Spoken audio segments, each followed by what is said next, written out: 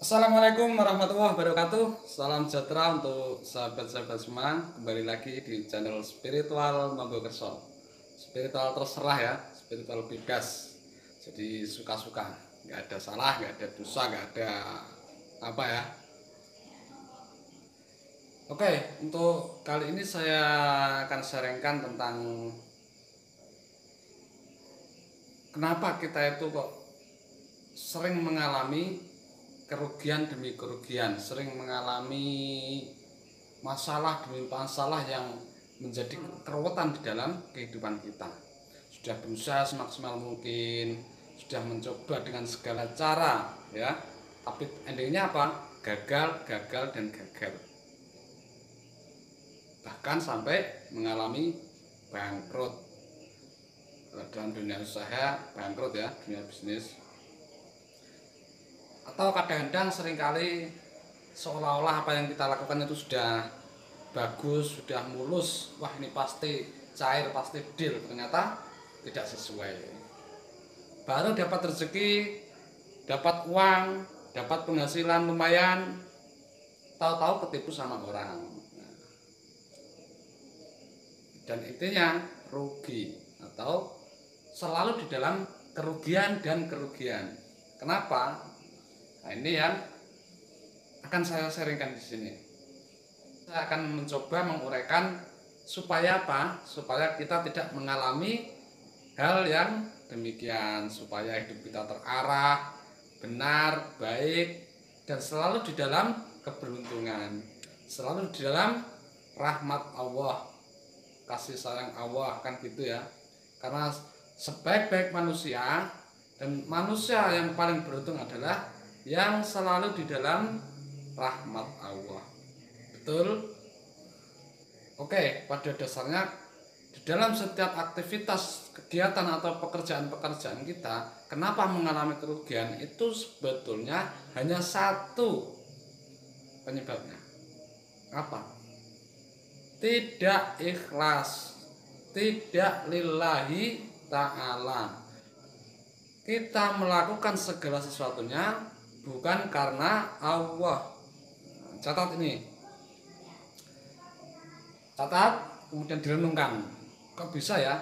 Saya itu kan bekerja dalam hal keduniawian. Saya berbisnis, berdagang, bertani. Nah, misalnya ya, saya berwira swasta, saya bekerja sebagai karyawan. Terus apa kaitannya dengan lillahi ta'ala? Apa kaitannya dengan beramal yang karena Allah? Ini kan pekerjaan dunia. Mungkin ada pertanyaan seperti itu ya. Oke. Seperti yang sudah dijelaskan di dalam surat itu ya, wal asri itu ya, wal asri innal insana lafi khusr illal ladzina amanu wa amilus solihati wa tawassaw bil haqqi wa tawassaw bis sabr. Wal asri, demi waktu asar, innal insana lafi khusr. Jadi sesungguhnya manusia itu di dalam kerugian. Jadi sudah ada pernyataan seperti itu, bahwa sesungguhnya manusia itu di dalam kerugian. Illal ladzina amanu, kecuali orang-orang yang beriman. Wa amilus solihati, dan orang-orang yang beramal soleh, melakukan kebaikan-kebaikan, kebagusan-kebagusan, melakukan hal-hal yang positif. Wa tawassaw bil haqqi wa tawassaw bis sabr. Dan mereka orang-orang yang selalu jujur, orang-orang yang selalu menampakkan, mewujudkan, mengungkapkan kejujuran, baik itu ucapan, tindakan, apapun, selalu mengekspresikan kejujuran. Wa tawassaw bis sabr. Dan di dalam melakukan hal apapun ya, ketika berucap, ketika melakukan suatu tindakan itu didasari dengan sabar. Sudah jelas ayatnya. Jadi demi waktu asar, sesungguhnya manusia itu di dalam kerugian kecuali mereka yang beriman. Nah, ini yang perlu kita gali, perlu kita pahami. Orang yang beriman itu orang yang bagaimana?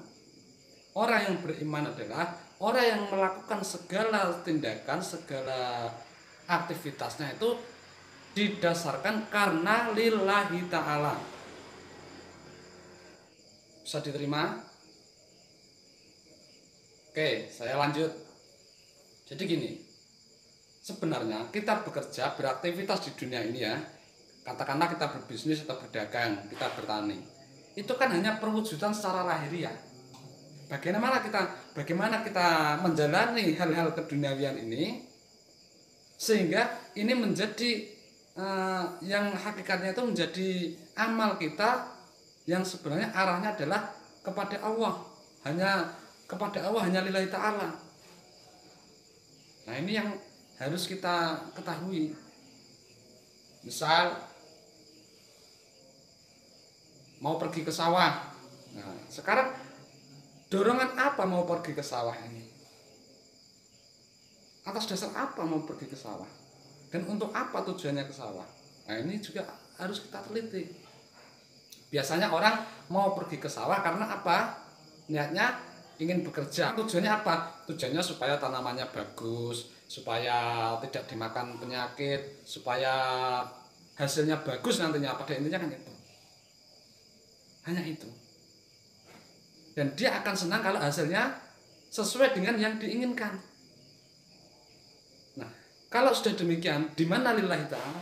Di mana yang katanya kita harus beramal karena Allah? Gak ada. Dia berangkat ke sawah, dia bekerja, melakukan apa saja di sawah, di ladangnya itu hanya karena apa? Karena ingin memperoleh keuntungan, kepuasan duniawi. Hanya ingin menuruti kesenangan egonya. Yaitu apa? Ingin memperoleh hasil panen yang melimpah. Apakah ini salah? Ya enggak salah. Siapa sih yang enggak mau di dalam bercocok tanam, di dalam menanam sesuatu itu ya? Siapa sih yang enggak mau memperoleh hasil yang melimpah, yang baik? Nah, semua orang pasti menginginkan itu. Tapi satu yang orang lupa, satu yang terlupakan, yaitu apa? Bahwa kita bergerak melakukan sesuatu, kita bercocok tanam, kita menanam biji-biji apa ya, buah-buahan atau apa, itu siapa yang menggerakkan? Kemudian setelah kita tanam bibitnya, siapa yang menghidupkan? Siapa yang menumbuhkan sampai berbuah? Apakah kita pernah berpikir sampai ke situ? Nah, di situ Allah yang mengurus semua itu. Bahkan diri kita bisa bergerak melakukan sesuatu itu karena Allah yang menguasakan. Jadi bagaimana? Ya lakukanlah, berbuatlah segala sesuatu itu yang lillahi ta'ala. Yang lillahi ta'ala itu bagaimana? Kita jadikan pekerjaan kita, aktivitas itu sebagai kendaraan kita untuk kembali kepada Allah, sebagai jalan pertaubatan, sebagai jalan memperoleh pengampunan Allah, sebagai sarana kita menuju pengampunan Allah. Saya mau pergi ke sawah, mau mencangkul, sebagai kendaraan saya bertobat kembali kepada Allah, sebagai kendaraan saya, pembuktian saya untuk memperoleh pengampunannya. Jadi kenapa saya pergi ke sawah, kenapa saya mencangkul, kenapa saya menanam bibit? Karena saya ingin kembali kepada Allah, karena saya ingin memperoleh pengampunannya, saya ingin memperoleh ridhonya. Jadi secara lahiriah kita bekerja di alam dunia ini, di dunia materi, tetapi hakikatnya diri kita itu sedang bekerja kepada Allah, sedang mengabdi kepada Allah. Buktinya kita melakukan suatu pekerjaan atau aktivitas sebagai sarana, sebagai kendaraan kita di dalam proses perjalanan kembali. Tobat itu kembali ya, kembali kepada Allah. Sebagai sarana kita memperoleh pengampunan Allah. Hanya itu. Itulah pekerjaan orang-orang yang beriman.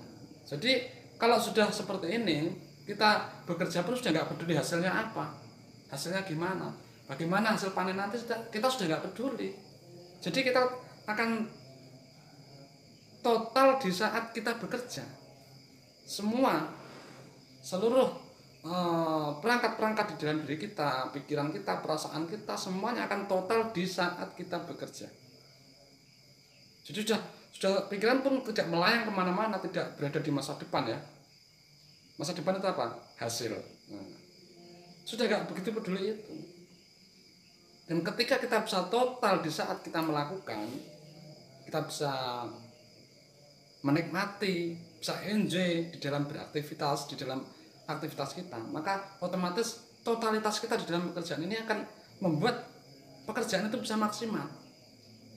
Nah, pekerjaan yang maksimal inilah yang akan menghasilkan kemaksimalan juga. Jadi hasil itu akan menyesuaikan apa yang kita lakukan di saat ini, di saat kita sedang melakukan. Logikanya seperti itu.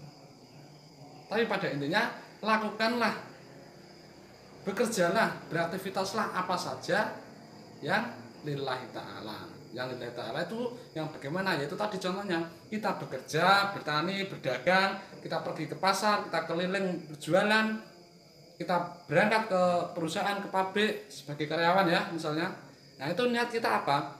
Aktivitas kita itu kita niatkan sebagai kendaraan kita untuk kembali kepada Sang Pencipta, sebagai jalan pertaubatan kita, sebagai pembuktian bahwa kita sedang benar-benar sedang proses pertaubatan, proses bertobat, sebagai pembuktian, sebagai perwujudan kita di dalam meraih pengampunan Allah, sebagai perwujudan kita ya di dalam menggapai ridhonya Allah. Nah, ini pekerjaan orang yang beriman. Jadi semuanya, baik ucapannya, tindakannya, gerak langkahnya itu semua didasari atas dasar lillahi ta'ala. Ya, sudah pasti kalau sudah seperti ini, ya pasti untung. Jadi seiring berjalannya waktu dalam proses perjalanannya itu akan pas sesuai arahnya, tidak melenceng, tidak sesat, tidak tersesat, tidak kesasar. Nah kalau sudah pas, sudah sesuai arahnya, otomatis yang akan kita temui di dalam perjalanan itu apa? Keberuntungan demi keberuntungan. Jadi hal-hal yang membuat kita senang, damai, bahagia, tenang itu akan menghampiri kita. Karena yang kita tuju itu Allah. Allah itu maha baik, maha bijak, maha kaya, maha memberi rezeki, maha mengatur, mengurus segalanya, maha kuasa atas segalanya. Dan ketika kita menuju Allah, kita bersama Allah, di dalam Allah itu sendiri, maka yang ada itu apa? Kebaikan, kebenaran, kasih sayang, rahmat, pengampunan, rezeki, semua ada tersedia di situ. Allah maha kaya. Kalau yang kita tuju adalah Allah, maka otomatis kita itu tanpa mencari kekayaan pun kita tuh yang kita tuju adalah Sang Pemilik segalanya. Kalau kita sudah sampai pada Sang Pemilik segalanya, ya otomatis kita jadi berlimpah. Masuk akal? Jadi pada intinya itu ya, kenapa kita di dalam kehidupan ini selalu menemui kesialan demi kesialan. Itu kenapa? Itu tadi, karena kita melakukannya untuk mengejar keuntungan duniawi, hanya menuruti kepuasan ego kita, hanya menuruti ambisi kita, yaitu apa? Mengejar keuntungan untuk menumpuk harta. Jadi kita hanya menuju, jadi tujuannya tuh hanya harta dan harta, kekayaan, keduniawian, intinya itu. Di mana lillahnya? Bahkan dalam berdoa pun, apa benar kita sudah lillah? Coba kalau dipikir. Kita berdoa memohon rezeki, memohon supaya usaha kita lancar. Berarti kita berdoa tujuannya apa?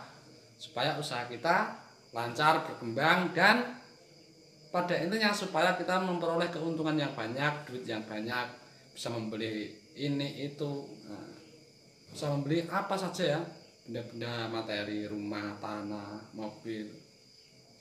Bukannya tidak boleh, boleh, asalkan itu bukan tujuan kita yang sebenarnya. Kalau tujuan kita tuh harusnya ya lillah. Lillah itu maring Allah, kepada Allah. Kita berdoa, ya Allah Gusti, ya Tuhan, lancarkanlah usaha saya, semoga dagangan saya laris, laku banyak. Sebenarnya apa? Dorongannya ini apa? Karena kita merasa kurang, satu. Kedua, kita takut rugi, takut tidak untung seperti yang kita pikirkan. Jadi mau tidak mau kita terdorong untuk bagaimana supaya beruntung, bagaimana supaya dapat keuntungan banyak. Yaitu tadi kemudian didorong untuk berdoa. Nah, doanya ini berarti untuk apa? Untuk hal dunia. Doanya ini lid dunia, untuk dunia, bukan lillah. Sehingga yang terjadi apa? Bukannya sesuai yang kita pikirkan, ya kan? Malah masalah demi masalah yang kita temui, kita tertipu. Karena apa? Ya karena dunia yang kita kejar. Dunia itu kan sifatnya kan menipu. Dunia itu kan ilusi. Nah kalau kita mengejar ilusi ya kita pasti rugi, kita tertipu kan gitu. Di dalam bekerja, di dalam berbisnis, berdagang, katanya kita bekerja untuk beribadah kepada Allah. Tapi di dalam beribadah, doanya untuk memenuhi kepuasan ambisi ego kita. Kita berdoa hanya untuk memperoleh kepentingan-kepentingan nafsu kita. Supaya kita, itu tadi, supaya untung di dalam berdagang, supaya intinya supaya laris, supaya ini. Intinya masalah bulat di dalam itu ya, lingkup dunia. Makanya di dalam proses kehidupan ini yang kita temui adalah kerugian demi kerugian. Berbeda dengan orang yang beriman. Orang beriman pasti untung. Ini sudah pasti. Yarfa'illahu alladziina aamanu minkum walladziina utul ilma darajat. Orang yang beriman diangkat derajatnya oleh Allah. Ada kaitannya dengan ayat ini juga. Tapi nggak perlu saya bahas untuk kali ini. Cukup dengan wal asri innal insana lafi khusr. Sesungguhnya manusia itu di dalam kerugian. Karena apa? Karena di dalam aktivitasnya, di dalam dia menjalani kehidupan ini tidak lillah, tetapi lid dunia. Supaya naik pangkat, supaya dapat jabatan, naik jabatan, supaya dihormati orang, supaya tidak tidak digibahi oleh tetangga kita. Intinya itu karena masih karena makhluk gitu loh, bukan karena Allah, bukan lillah. Sehingga ya rugi. Sudah dinyatakan seperti itu. Yang terjadi itu kerugian, kekecewaan, hal-hal yang endingnya adalah menderitakan kita. Nah kalau mau beruntung ya itu tadi, harus beriman, harus menjadi orang yang iman. Ayatnya sudah jelas. Sesungguhnya manusia di dalam kerugian illal ladzina amanu, kecuali mereka yang beriman. Wa amilus sholihati, dan orang-orang yang berbuat amal kebagusan, amal soleh, amal bagus itu yang bagaimana? Ya berbuat atau yang bagus itu ya amal yang lillahi ta'ala, bukan lid dunya. Bisa dipahami ya. Coba kita pelan-pelan kita renungi, apakah di dalam keseharian kita, di dalam melakukan sesuatu hal ya, apapun, entah itu pekerjaan yang kita pikir itu duniawiyah atau pekerjaan amal ibadah syariah, apakah kita sudah benar-benar lillah,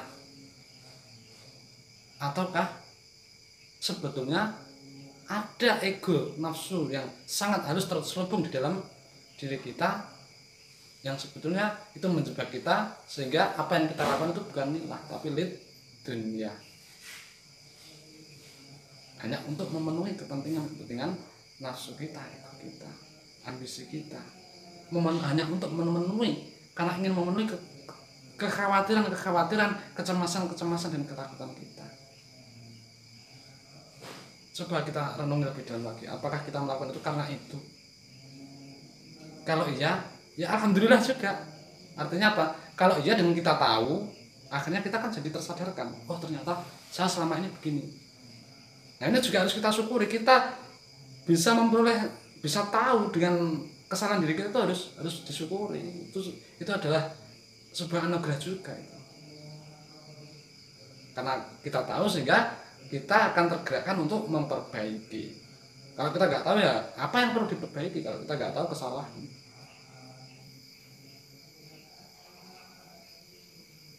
Oke, jadi gitu ya.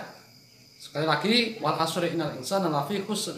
Sesungguhnya manusia itu di dalam kerugian. Innal ladzina amanu wa amilus sholihati wa tawassaw bil haqqi wa tawassaw bis sabr. Kecuali orang-orang yang beriman.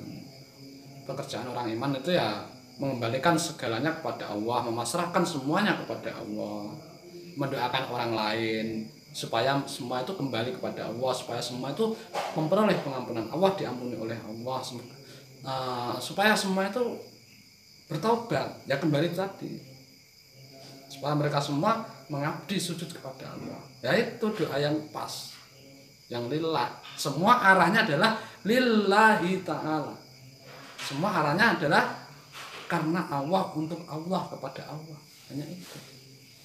Kemudian contohnya begini, kita punya usaha, selalu rugi dan rugi. Kita di dalam bertani selalu juga rugi, yang kena penyakit lah, atau hasil panen yang tidak sesuai lah, apapun ya, itu juga hanya perwujudan luar.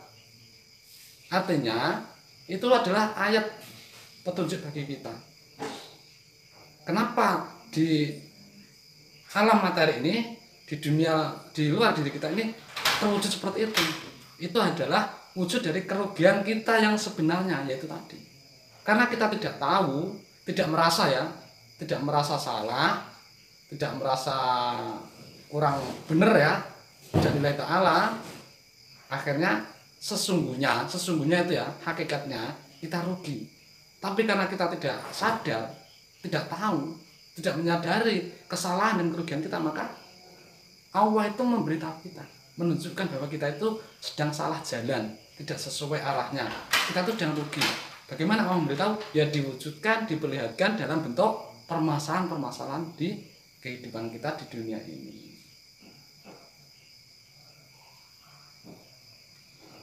Oke, bisa dipahami ya, pelan-pelan saja. Namanya kita belajar iman. Belajar iman itu nggak bisa dengan tergesa-gesa, nggak bisa instan. Semua itu ada prosesnya, step by step, sedikit demi sedikit. Nanti akan lama-lama ya tahu-tahu ya, akan semakin tumbuh kesadaran kita, semakin pas benar keimanan kita, semua akan sesuai.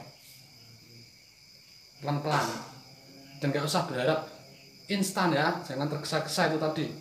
Justru kalau kita tergesa-gesa ingin segera bisa pas imannya, bisa benar imannya supaya ini, nah ini justru akan menjadi hijab lagi, karena tergesa-gesa itu sendiri adalah sifatnya syaitan, sifatnya nafsu. Nah, kalau kita mengikuti ketergesa-gesaan kita, kalau kita mengikuti sifat tergesa-gesa, berarti kita sedang di dalam budak nafsu, budak setan. Ya itu menjadi penghalang kita lagi.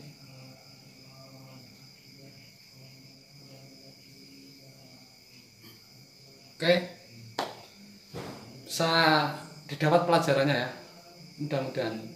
Jadi tadi pelan-pelan saja kita belajar.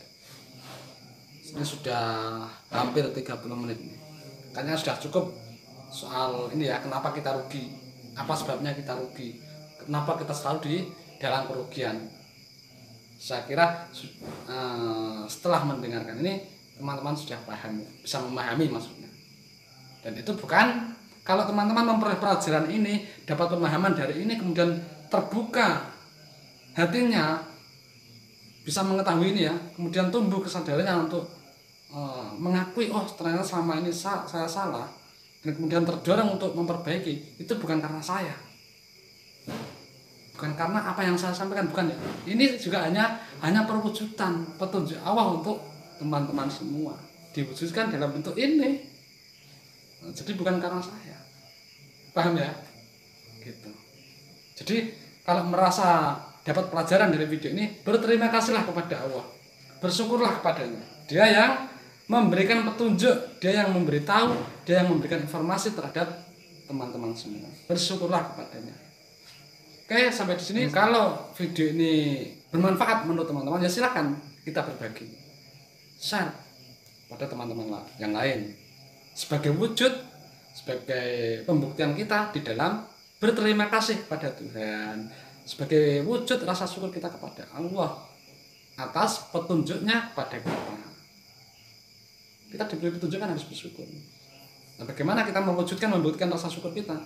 Ya berbuatlah amal-amal yang baik, termasuk berbagi ilmu, berbagi pengetahuan, berbagi apa saja hal yang positif, termasuk ya share berbagi tulisan, video, audio, apa saja yang baik, yang positif itu ya. Oke, sampai di sini. Sampai ketemu di video berikutnya insya Allah. Wassalamualaikum warahmatullahi wabarakatuh.